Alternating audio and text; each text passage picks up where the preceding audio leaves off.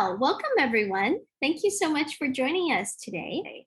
So I have with me Zia Sumar, and my name is Elizabeth Long. We're lawyers here in Toronto at Law Mangoji.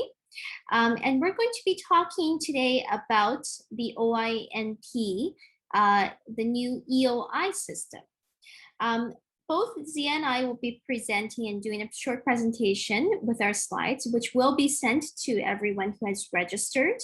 And we will also be recording this today. So this recording will be on our website as well. Today, we're going to be talking about the new OINP EOI system. So this system was just recently announced, and it's really going to govern most of the provincial nominee program for Ontario.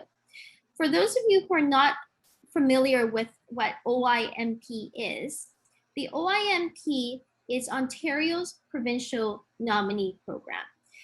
The federal government is in charge of immigration usually. The federal government has jurisdiction over immigration in Canada. But the federal government has allowed each province to create their own programs where each province also gets to select people that they want to get permanent residence. And that's what the OINP is. It's Ontario selection. And Ontario has recently announced a new screening system that we're going to talk about that will govern almost all of the systems, half of the systems, half of the streams in their system, okay? So Zia, do you want to talk about how this EOI system is going to work? Yeah, perfect. Thanks, Elizabeth. So like Elizabeth said, we're moving to now an EOI system, an expression of interest system. So in the system, the first thing that we have to do is create an online profile. And by creating this profile, you're going into the pool of applicants, the EOI pool of applicants, okay? The concept of the pool is very similar to what we see in Express Entry. So you create an online profile, you go into a pool of applicants, and in this pool, you get a score based on specific criteria for your particular stream, okay? Using your score and potentially other criteria, which we'll talk about in a moment, OINP will conduct draws, okay? So they'll be doing regular draws for each stream. So every stream is different, is separate. They'll do a draw based on the stream, and they'll issue an invitation to apply. So it's only after you've received an invitation to apply that you can actually submit your OINP application. So what's really important to understand is that going into the pool is basically stating that you're interested in applying to OINP. It's not an application in itself. You first have to receive an invitation, and then you can actually prepare and submit your OINP application. Once you get your invitation, you have 14 calendar days to submit the full application process. So not a lot of time from that invitation date. Now, like Elizabeth said earlier, the new EOI system does make up a majority of their streams. So we have 5 streams that fall into this new system. We have the international student stream, the foreign worker stream, the in-demand skills stream. So these first 3 are employer job offer streams, right? So they require that you have a job offer. And Elizabeth will get into the specific criteria for each of these programs. We also see that the EOI system is going to include the master's and the PhD stream as well. Now, today, OINP has only opened the first 2, so the international students and the foreign worker stream. They're going to be opening the remaining 3, hopefully in the next couple months, but we don't have a specific date yet for when the remaining streams are going to open. Now, there's no fee to register your profile, but you do need to be eligible when you create your profile and go into the pool. In fact, OINP is actually requiring you to, when you submit your actual application after receiving the invitation, you do have to include an attestation that's dated from when your profile was initially created, stating that you did qualify and meet the requirements at that time. Now, like Express Entry, your profile when you're in the pool is valid for up to 12 months, and you can update it at any time. Now, some important differences from the EOI system compared to Express Entry In OINP, like I said earlier, there are multiple pools. Okay, so we see 5 streams here, which means that there's going to be 5 pools, one for each of these streams. And you can register an EOI for multiple streams if you qualify, but you cannot create multiple profiles for the one stream. Okay. When OINP is doing a draw, they can look at either just the score. So we have a scoring system like we talked about, and we'll go through the specific criteria or the specific points for each category in a bit. But OINP can either look at your overall score and do a draw based just solely on that score itself, or they can do what are called targeted draws. And so targeted draws can, they're flexible, right? So OINP can say, okay, today we're going to do a targeted draw based on occupations or location of employment. It's very fluid based on what OINP is looking for. We did see the first draw, which happened last week, and that was specific. So it was a targeted draw, and it was specific to healthcare occupations and skilled trades. And so why don't we go through the different streams, and we can talk about how the points are, how we can allocate points. Wonderful. Thanks, Thea. So one of the things that you guys I just wanted to emphasize and make sure you guys are clear on, this system is completely separate from express entry, okay? It has nothing to do with express entry. It has nothing to do with express entry points. If you guys are going through the system, you do not touch express entry. Very important, okay? You can do both this and express entry. You can do 2 different applications, but this particular system is a system on its own. So what I wanted to do is I wanted to go through how to get into the pool, okay, and which the criteria for the programs in order to qualify. And then Zia is going to talk about how you're going to get points allocated to you, okay? So first of all, the employer-based programs, those are the international student class, the foreign worker class, and the in-demand skills. For the employer-based program, the first thing that you need is to know whether or not your employer qualifies for you to apply under these programs. So for employer qualifications, it depends on if you work inside the GTA or outside the Greater Toronto Area. If you are inside the GTA, your employer must have a gross income of 1 million in the last fiscal year. So when they last paid their taxes and they calculated the end of the fiscal year. A lot of employers, their fiscal year may end in the end of the year, December 31st, but a lot of employers, it doesn't end in December 31st. It could end any time of the year, okay? So it's the last fiscal year. They have to have 5 full-time, not part-time. Full-time is calculated as anything over 30 hours a week, okay? Full-time Canadian or permanent resident employees in the location where you will be working. So if your employer has multiple locations, then they look at whether the location that you are working in, whether there are at least 5 full-time Canadian or permanent resident employees. And it has to have been in business for 3 years. Outside GTA, you're looking at a gross income of 500,000, 3 full-time Canadian permanent resident employees, and they've been in business for 3 years. So this is the basic employer qualification. And when we apply under these programs, the employer may be required by the government to show that they meet this criteria. Now, oftentimes, employers may be reluctant, and they may not want to show you documents to qualify for this. You know, they might have to show their tax documents. They might have to show payroll of other employees. They don't want to show you this. That's where lawyers come in, because we can be the middleman. We can be the buffer.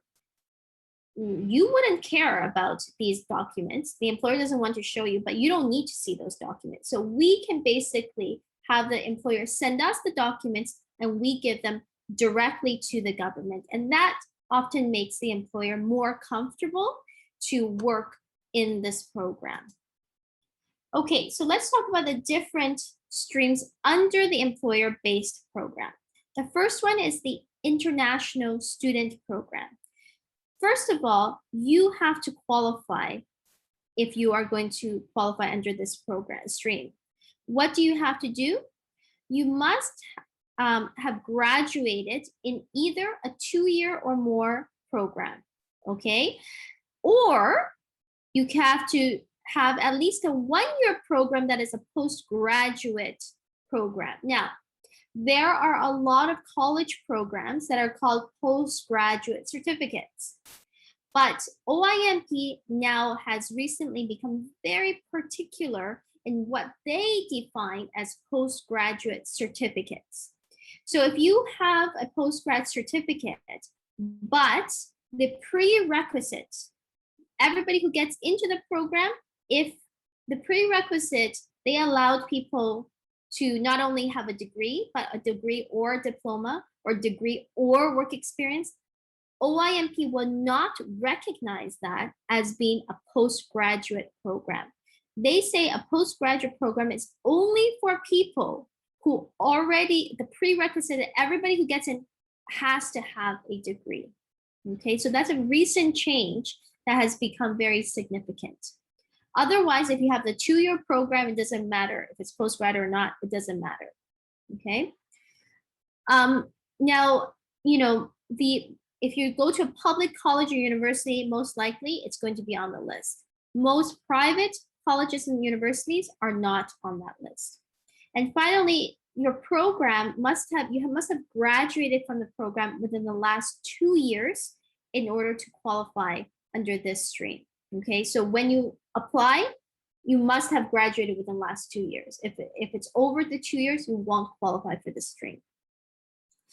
You should also have a job offer that's permanent and high skilled. The salary that you get is usually, it has to meet entry level wage for the occupation. And normally we don't find that to be an issue for the entry level. And very important is the employer does not have to recruit Canadians for this job, okay? This stream, the employer is exempt from recruitment. So it's not an LMI. They don't have to show they can't find Canadian to do the job. Okay, so if you don't qualify for international students, you may qualify under the foreign worker stream. Now, the very important difference between international student and foreign worker stream is international student does not require any work experience. The foreign worker stream does. The foreign worker stream requires you to have 2 years of work experience in the last 5 years in the occupation where you have the job offer, or if you have a license, if this occupation requires a license and you have that license, you can also qualify as well. Okay, so it doesn't require that international student requires you to have studied in Canada. This one does not require that you have studied in Canada. It does require either the work experience or to have a license. Job offers, again, must be permanent and high skilled. And the salary, very important, has to meet median level wage. And this is where sometimes if you are receiving a lower entry level salary, the employer, if they're not willing to raise your salary, then you may not qualify. Okay, so this is one of the main differences. Work experience and the salary is one of the main differences between foreign worker and international student. But if you're an international student and you graduated beyond the 2 years or your program doesn't qualify, you could look at this program to see if you could qualify. Again, this one has no recruitment efforts if you currently have a work permit. If you don't have a work permit, then the employer has to advertise and show they can't find a Canadian who can do the job. Okay, but if you have a work permit, they don't have to do that. The third one is called the in-demand skills. And this is one of the only ones that are is the lower skilled category, okay? So the job offer, it has to be permanent. It has to be non-seasonal. So it can't just be you work 9 months a year, okay? It has to be the entire year you're going to be working. And it has to be in one of the in-demand occupations. So this is very occupation specific. The previous two, they just have to be in NOC O, A, or B. This one, there's a set list of occupations. There's a set list for everyone, every employer in Ontario. And then there's another list specific to employers who are outside of the GTA, okay? And they include a lot of the lower skilled occupations like construction laborers, PSWs, nurses' aid, truck drivers, factory workers, etc. You have to have 9 months of work experience in the last 3 years in the occupation in Ontario, and it has to be filling a full-time job work, which is at least 30 hours a week. If you're doing part-time and you do at least 15 hours a week, you could add those hours together, that time together. So let's say you did 2 years of 15 hours a week, then you could add, that could be equivalent to at least 1 year of work experience, okay? The salary has to meet median level wage for the occupation. And this is the one, the other two, you don't have to qualify, you don't have to do an English exam. But this one, you have to qualify, you have to do an English or French exam. But the level is quite low, it's a level 4. And you also have to show you hold at least a high school diploma. If you hold something higher, that's fantastic. If you obtain this outside of Canada, you're going to have to do an education credential assessment, an ECA, okay? Again, no recruitment efforts. The employer does not have to show they can't find a Canadian to do the job if you hold a work permit. Okay, now those were the employer-specific based the categories. Now what we're going to go on is talk about the 2 other categories that the EOI system governs, and those are the master's and PhD graduate streams.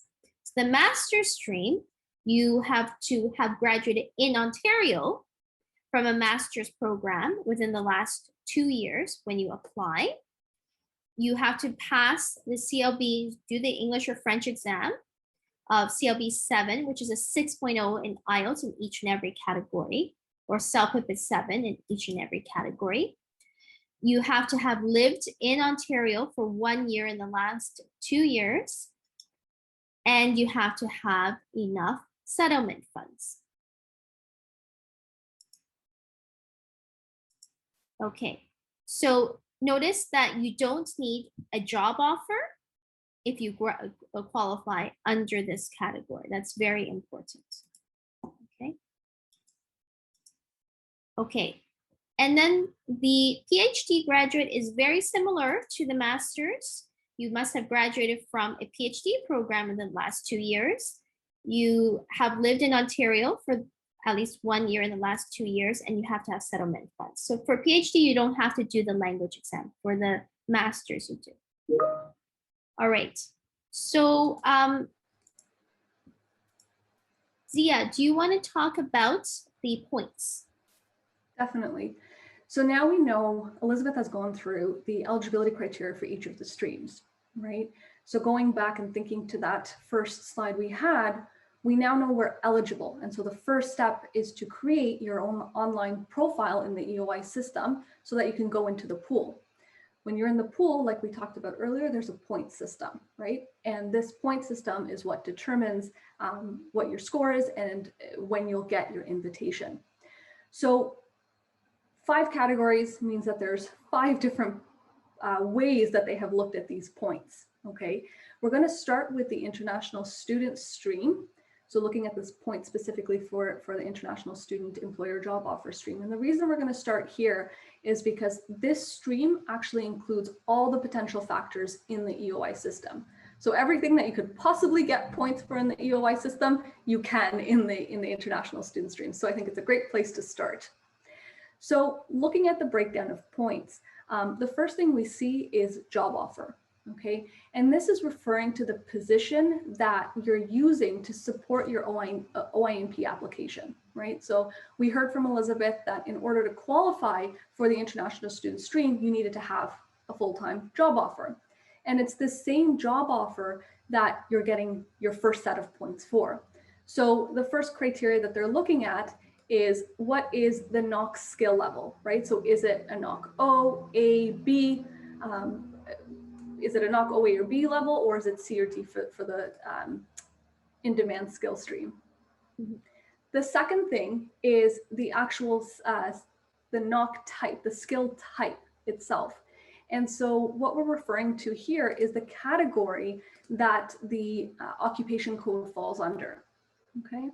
And then lastly, when we're looking at the job offer, it's the wage level. So what is the wage that's being offered for this position that you're using? So those are the three categories where you're getting points for job offer. The next that we're looking at is the Canadian work experience. So have you already worked in Canada? And if yes, then you're getting points specifically for that work experience.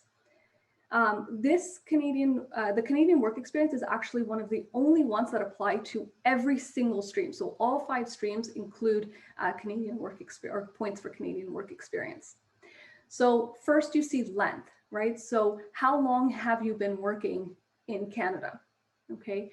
And the way that they break it down is, do you have at least 12 months of experience or under 12 months of experience, right? And the only way you're getting points is if you have a year of work experience, so that 12 months of work experience. And they're looking at it cumulatively. So it doesn't have to be continuous, but cumulatively you have to have 12 months of work experience. Beyond 12 months though, no additional points, right? So either you get it for the year or you don't get it until you finish a year of work experience. The second part to the Canadian work experience is the skill level. So what NOC code and what skill do you actually, or what skill level is that NOC code in? And that's where you get points. Now, again, we're only getting points here if it's a NOC O or A position. So if you're working in NOC B, C, or D, no points. Okay, so very specific. And then lastly, for Canadian work experience, we're looking at the earnings, right? So looking back at, they're looking at a specific calendar year, okay? And they're looking at, OINP is looking at the amount that's listed specifically on your notice of assessment. And so you only get points if what is listed on your notice of assessment is above 40,000, okay? If it's below, no points, right? This is not a sliding scale. Either you get the points again or you don't. And very specific, the question when you create your profile, it's not asking about, you know, what was your hourly wage or what was your average over the last year. No, they're looking specifically, the question is what was on your notice of assessment. And this is an important distinction because if you worked part of the year only in the previous year, you may not actually have the 40,000, right? And so you may not qualify even though you have worked 12 months. So 3 very different criteria and very important to look at them separately. The next one for international students is the highest level of education. And this one is specific only for international students. It doesn't apply to any of the other categories. And here OINP is looking at what is the applicant's highest level of completed education. At this time, it's unclear whether it's only limited to education in Canada or if we can include international education to get these points, but it's looking at the level of education. So have you completed a PhD or a master's, or is your highest level a bachelor's? Each of these will have different levels of points associated with them. Next one, we have field of study. So international students, obviously part of your eligibility criteria is that you have studied here in Canada. And so they're looking at the field of study that the applicant completed their program in. Okay.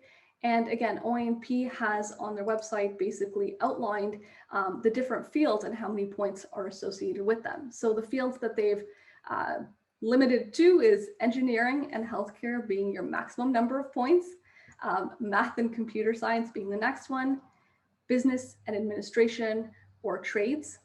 And then your other two categories are social, legal, education, and science being one category, and then arts and humanities being the last category. So they've, for whatever reason, decided that they can distinguish between the fields of study and how many points are allocated to each of these. The next criteria is the number of Canadian educational credentials. So this is completed credentials that you've done in Canada. So if you've completed, whether it's just the one program or more than one program, right? And we know for international students, you have to have completed at least one, right, in order to qualify for this program. But if you have more than one, then you would get additional points. And it's not, again, we're not looking at a sliding scale. It's either you have one or more than one to get points in this category. With the international student stream, we do see language ability being part of the points.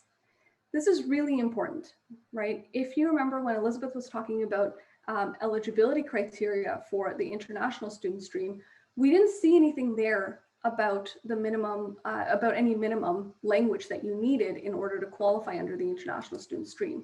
However, it is coming up in the actual point system. Okay, so you are getting points and you would then need a language test in order to qualify to obtain points for your language ability.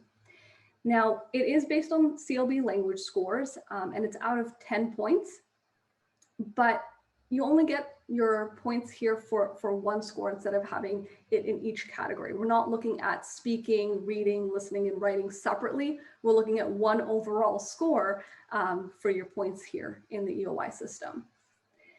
And then we also have knowledge of either one or two of the official languages, right? So if you have one, then you get points for just that one. If you're fluent or if you have ability to communicate in two of the language, so English and French, then you would get points for being for having knowledge of two official languages here.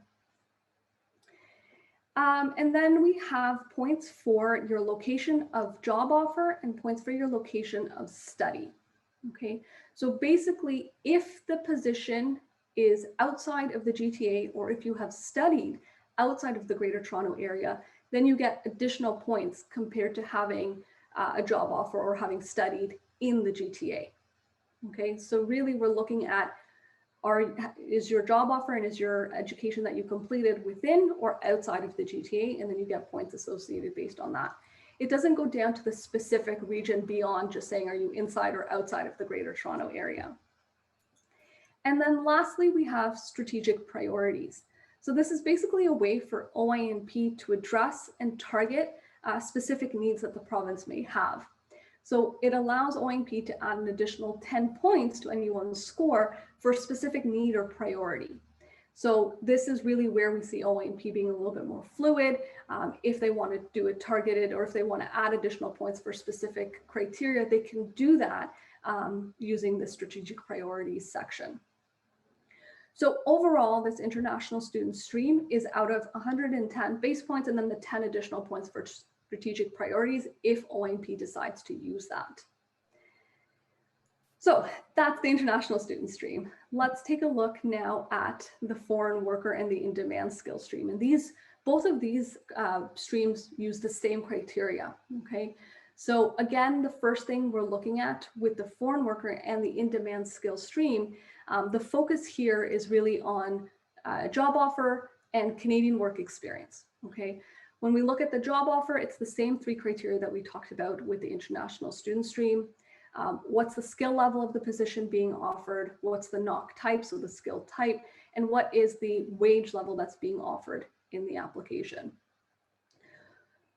With Canadian work experience, again, very same as what we just talked about. Again, length, skill level, and earnings. Okay. We also have location of job offer, and of course, like in every stream, there's going to be the strategic priorities.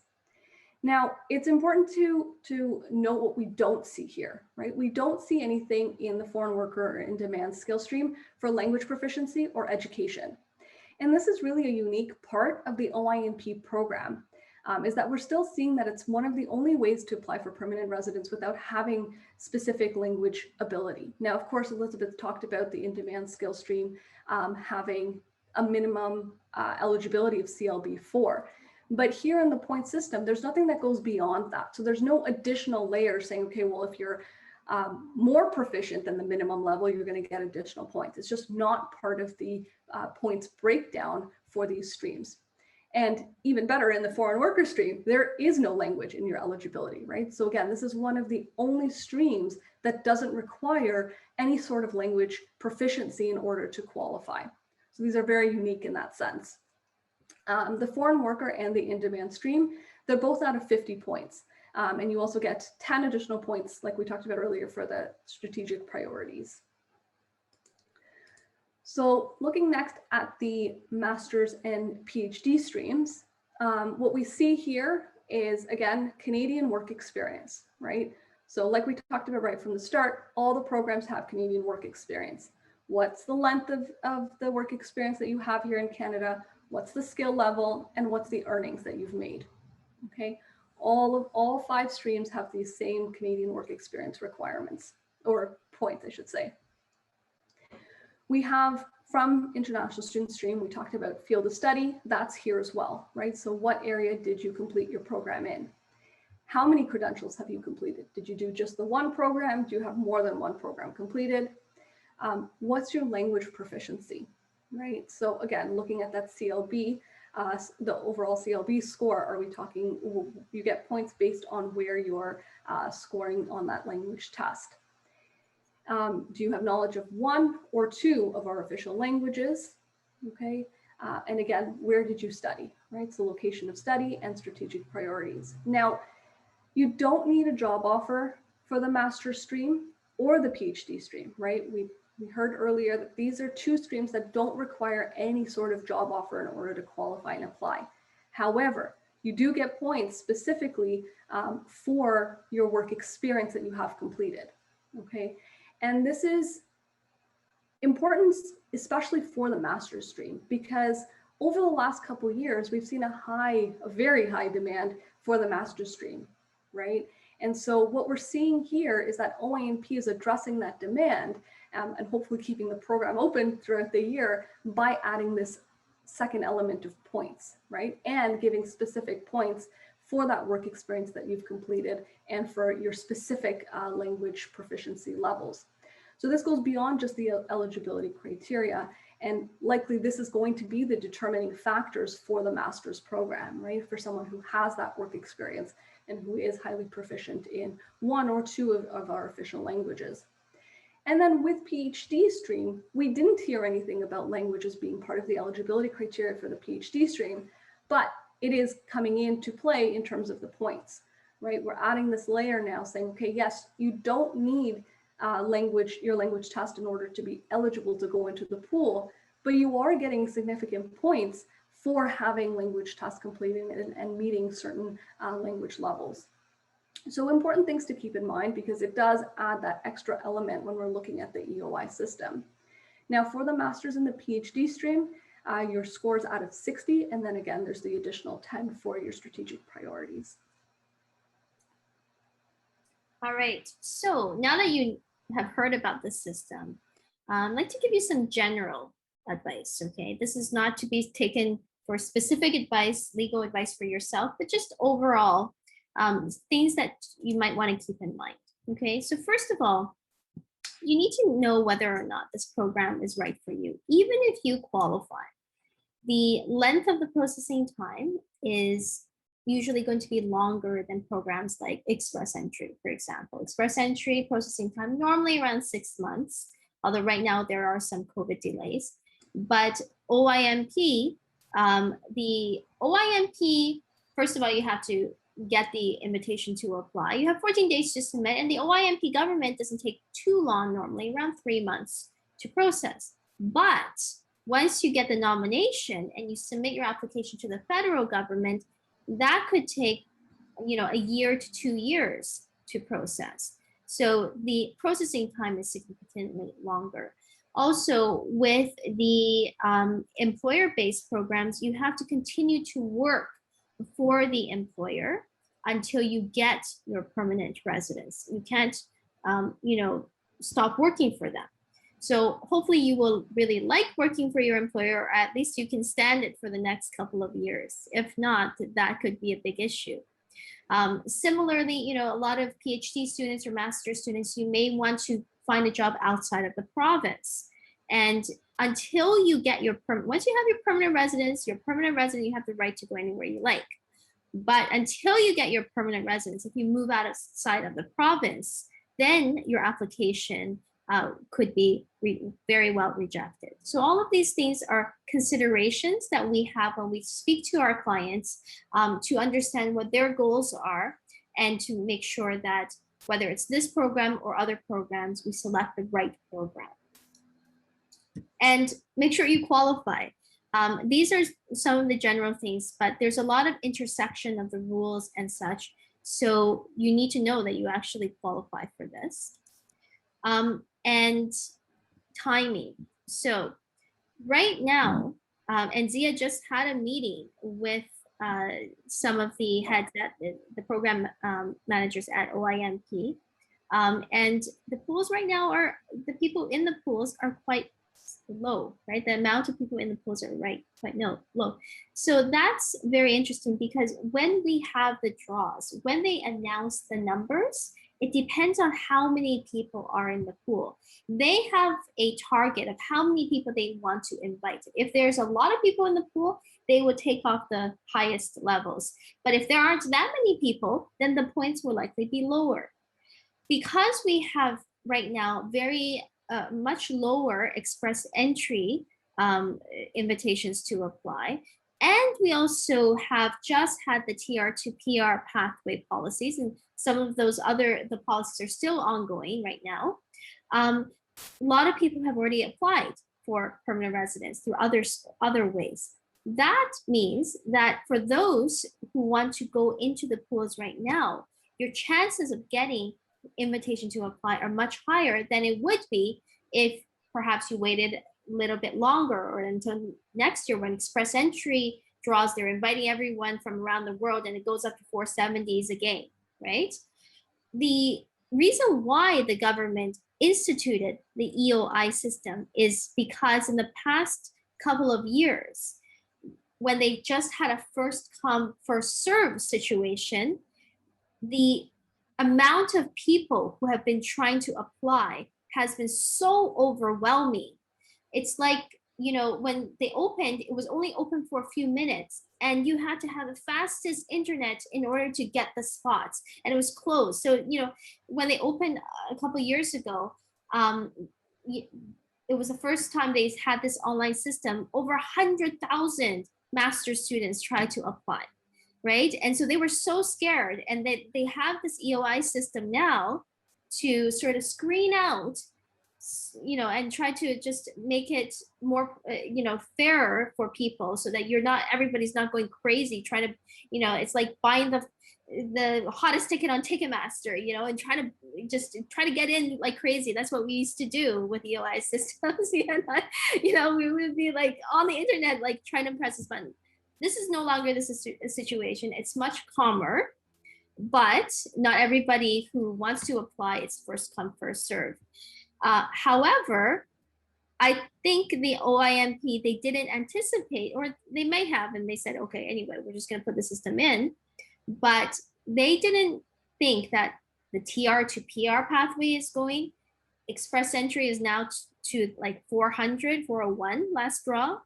And so a lot of other people, they no longer need to apply for this. So now timing is key. All right, yeah, do you want to go through some backup plans in case, this does not work for them? Yeah, definitely. Given the point system, there's certainly an element of uncertainty now, right? Because before, like Elizabeth was talking about, you would go on, you would create your profile, submit your application. You knew that you were in processing and would get a decision at some point. But with this point system now, there's that bit of uncertainty in the sense that, yes, you can be eligible, but you have to go into this pool, and who knows when OINP is going to do draws and what their minimum scores are going to be, or whether they decide to do targeted draws, especially right now in the beginning of this program, as we're waiting to see what the minimum scores are that OINP is looking for, or what their targeted occupations or what other targeted draws they decide to do. So certainly right now, it's very important to ensure that you have a backup plan, right? So yes, go into the EOI system, be ready to go through the OINP program, but also have a backup just in case. Some options for backups: express entry. I think you've heard about it a number of times throughout this seminar today, but express entry, right, is definitely an option for a lot of individuals. Right now, it's a great plan for individuals who qualify under Canadian Experience class, because the points have been lowering, right? So in February, we saw a massive draw where the minimum score came down to 75. And then recently, over the last couple of draws, it's been in the low 400s, with the last draw being 401, the one before that being 400. So certainly this is Canadian Experience class, and express entry can be an option for a lot of individuals that are in Canada, worked here, and are able to apply for permanent residence. In April, IRCC announced the TR to PR pathway, so the temporary residence to permanent residence pathway. This opened on May 6th, and there were 6 categories that you could apply for. So for English speakers, the 3 categories, the international student stream closed within 25 hours, but the other 2 categories for essential workers remain open today. Okay, so yes, there are caps on them, and they're slowly creeping up, but there's still quite a bit of room. I don't think either of them have come even close to being near their 50% mark. And so certainly there's a lot of room in those streams to apply for your permanent residence. For French speakers, you have until November 5th. Don't delay your application if you qualify, but certainly you do have until November 5th, and there are no caps on the French speaker side. For those of you who didn't catch our last webinar on TR to PR pathways, we did one a few weeks ago, and they are on our website at lawgroup.com. So feel free to check that out as well for more information. In fact, we've actually done webinars on most of these programs, and they're Yes. all on our website. So certainly if you have questions or you want more information on them, check out our website. The video section has information, has webinars on most of these programs. I think we've probably hit all of them by now. But moving through the rest of these quite quickly, because I do want to make sure we have enough time for the Q&A. Caregiver streams, there's 2. There's the home childcare provider and home support worker. Right now, IRCC has closed, so that's already met the cap for the home child caregiver for 2021, but the home support worker is still open. And last year it didn't close, it didn't meet their cap. So certainly I think there's some room still on that side. RNIP, the Rural Northern Immigration Pilot, is open for individuals with a job offer in one of the participating communities. So certainly something to look at as well. And then we have programs for self-employed artists and athletes. And really important, Startup Visa. Startup Visa is a great program, really looking at the entrepreneurs who are looking to start businesses here, generally focused in tech, but does include others as well. Great option. And again, we do have information on all these programs on our website. If you have other questions about these programs specifically, certainly feel free to send us an email at the address that Liz has now posted on here. Yes, for sure. And what we have said today is just general information on these programs. We really advise you, if you want to know how you might qualify for this, or just have a plan for your immigration needs, please contact us. Let us know that you've attended the webinar or watched the webinar, and we will offer you the discounted rate as well. Okay, so feel free to contact us here if you wanted to sign up to our newsletter, because what we tell you today is true today, but it probably will change, next month, maybe next week, maybe tomorrow. And the only way we're really able to keep you guys updated on what is happening is through our newsletter. So most of you would have signed up for this webinar through our newsletter because we told you about the EOI system. If you registered for a webinar, we're just going to automatically sign you up for the newsletter, so you don't have to worry about signing up. But if you're watching it and you didn't register for the webinar, feel free, here's our link to it. or you can also sign up through our website at lmlawgroup.com. All right, so we have, let's say we spend, let's say 15 minutes, okay, talking, answering some questions. Are you ready for your first one? Okay, sure. Okay, so can I apply before finishing my master's or my PhD program? So this, I guess, is specifically for the master's or PhD for the master's streams. and PhD streams. No, you cannot. You have to finish your master's and finish your PhD.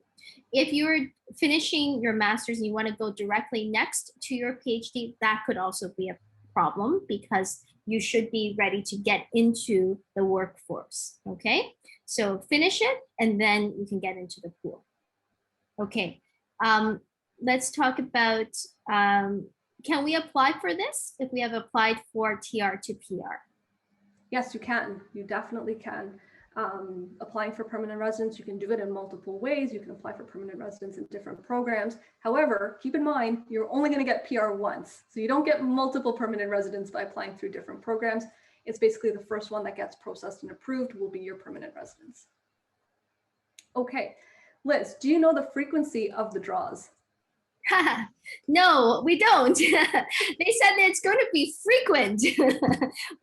How often? We really don't know. They have not announced it, and they don't plan to, announce it. I think they kind of want to keep it open for when they want to do it.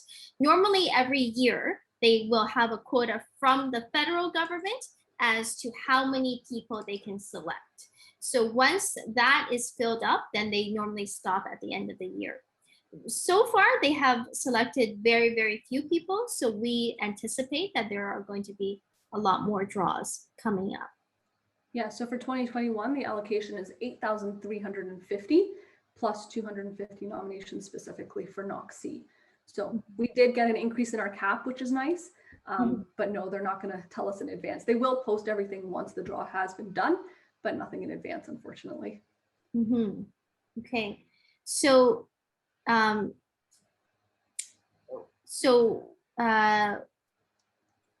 people are asking, what is the timeline? Do you want to go through the timeline again for this? Definitely, yeah. So the timeline. So basically, going back to that process, your first you have to be eligible, right? Before you can even create a profile and go into the expression of interest pool, you need to be eligible, right? So Elizabeth went through the eligibility criteria of each of those 5 programs. Once you're eligible, then you can create a profile and go into the EOI pool. From the EOI pool, we have to wait until there's a draw, right? That includes you. So again, in this pool, you're given a score based on your category, and then OINP will do draws. If you receive an invitation to apply, from there you have 2 weeks to submit your application, right? So you get your invitation, 2 calendar weeks, submit your full OINP application. And then from there, the processing time does depend on the stream. OINP, though, is generally quite quick. And so I think the processing times vary between a month to about 3 months. Now that gets you to your nomination, right? So if OINP approves your application, you get a nomination from the province. With that nomination, you can then apply for permanent residence. The permanent residence portion is the longer period, which Elizabeth was talking about earlier. So that PR, the federal PR process, can take about anywhere between, I think right now it's up to about 21 months. So it is a bit longer, but that's kind of the timeline you're looking at right now. Okay, Elizabeth, so if I create a profile, can I go back and update it later? So if you create a profile, you can go, yeah, that's a great question. I think yes, you can, right? You can amend your profile, but once they invite you to apply and you have submitted your application, then you cannot change that. And they're very specific. They want you to submit an application that is complete. If it's not complete, then your application will be rejected. So you don't get a chance to, let's say, pretend that you have a job offer and you get 14 days, and then if you don't have it. You just pretend and you submit it and say, oh, I'll update you afterwards. They're not likely going to go for that. So you should be qualified when you enter the pool. You have to sign an attestation. You have to click something, and that clicking is not just, oh, fine print and whatever. They are asking you to swear that you do qualify when you're entering into the pool. Okay. Exactly, yeah. So profiles are valid for 12 months, and certainly you can update it. But it's really important, like Elizabeth's saying, when you're submitting your application, it includes that attestation that says that you qualified and that you met everything that you put in your profile when you submitted your profile, right? So they're not saying, okay, do you just qualify the day that you got your IT or submitted your application? No, it goes back to the date that you actually created and submitted your profile. So really important. Mm-hmm. Zia, can you apply for outside of Canada if you have the requisite job offer? Mm-hmm. Good question. So if you're outside of Canada, right, assuming you don't have a work permit at this point, yes, technically the eligibility criteria does state that the employer would have to do recruitment, but you can still qualify. Now, with that being said, going into the pool and thinking about the specific streams for the job offer routes, there's a lot, actually all the routes, there's a lot of points there that are allocated towards Canadian work experience, right? So if you've worked in Canada in the past and now you're just outside of Canada, fine, you'll still be able to get those points. But for someone who is coming to Canada for the first time and is trying to go through one of the job offer routes, for example, specifically the foreign worker stream, it may be a little bit more difficult, right? Whether or not this is actually going to be a viable option or not right now is a bit unknown, because we're kind of waiting to see what OINP does with these draws. All right, next question here. So Elizabeth, with the job offer streams, you talked about a permanent full-time position. What does that mean? So a permanent job is something where there is no end date. They can still fire you, but there is no end date. So if you have something that is a 2-year contract or 1-year contract, the employer says after this 2-year, our employment will end. Now they may renew it afterwards, that's fine, but that's not acceptable to Ontario. They need it to be permanent. Full-time is any work that is 30 hours or more, guaranteed. Okay, it's not like sometimes you can work 20, sometimes you can work 40. At least on the contract, it will be at least 30 hours a week. So sometimes the employer may define something as part-time, but the number of hours is 30 hours or more, that's fine. Okay, so part-time, that's 30 hours. You have to be employed. You cannot be a contractor. But a contractor that's different from a contract. Everybody has an employment contract, or you can have a contract job but you still are in an employee relationship. A contractor is someone where you are not getting a T4. The employer, when they give you money, they're not subtracting income tax, CPP, EI. Okay, so in order to qualify with this kind of job offer and with the work experience, you have to have the employment of the contract. Now, with the points, with regard to the Canadian work experience points, can they use contractor work experience? So here's where we're still waiting for further information. From everything so far, what we see online, it's very basic. It's not going into the specifics of what's going to count, what's not going to count. This is actually something we've asked for further information from OINP about, but right now I don't have an answer. Mm-hmm. In order to qualify for foreign worker stream, for example, 2 out of the 5 years, you can use contractor. You can be self-employed for 2 years, or you can be, contractor with relationships. That's okay. It's not like express entry, where for work experience, you can't use that. Whether or not for the points, that's, as Zia said, that's to be determined. Okay. People have asked how much money for settlement funds is required. It's actually the same question I was going to ask you next. So with the settlement funds requirement, it really depends on the size of your family. Okay, so we're looking at whether you have a spouse or any dependent children. So the size of your family will determine the exact amount that you need to be able to demonstrate. For a single individual, if I remember correctly, it's just under 13,000. I think it's 12,9 something. I don't remember the exact number off the top of my head, but it's just under 13,000 for a single individual. And then again, as your family size gets larger, it goes up from there. For the foreign worker stream, when we're talking about needing a work permit to then mean that the employer doesn't have to do recruitment, is a post-grad work permit counted as a work permit, or are we looking specifically for an employer-specific work permit? Any work permit is okay. So, you know, if you have post-grad, if you have a spousal work permit, that's all fine. The only thing you have to be wary of is if you are a refugee claimant and you have a work permit based on that. It's not the work permit, it's the very fact that the provincial nominee programs are not really allowed by the federal government, or they basically refuse to process people who are on refugee claims. You have to have valid status in Canada. Otherwise, they don't really want to deal with you. You can be outside of Canada, then they're okay to work with you. But if you're inside Canada, you must have valid status in Canada.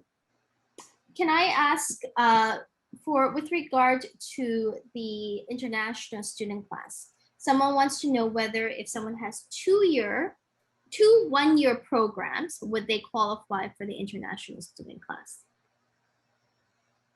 2 one-year programs? No, I don't believe so, right? So OINP has become very, like Elizabeth said earlier, very specific in their criteria with regards to that education that you need in order to qualify. So either you have done a 2-year program, right? A 2-year full-time program, or you've done a degree, diploma, or certificate that's at least 1 year in length, so long as it requires a degree as an admission requirement.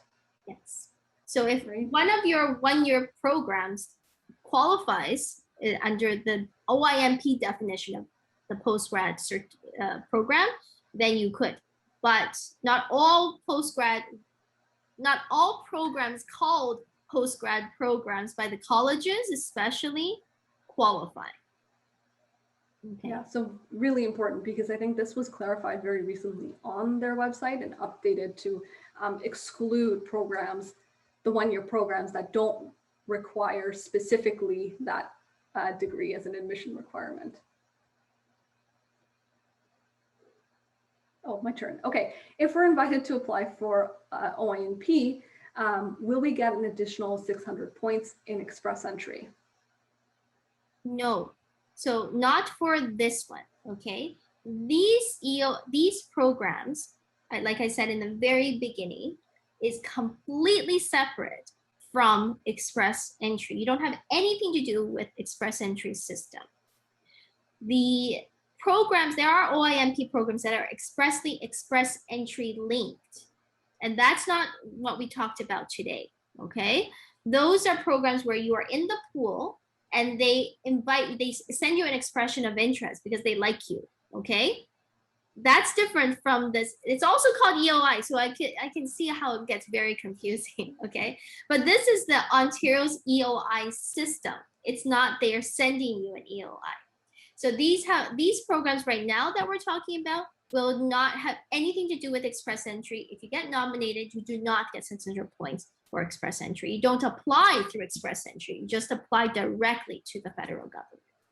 Yeah, it's a mouthful to keep in mind all the different acronyms, right? You have EOI for the expression of interest program. You have NOI for the express entry streams for that letter that you receive. You have your ITA in both express entry and here. There's just too many.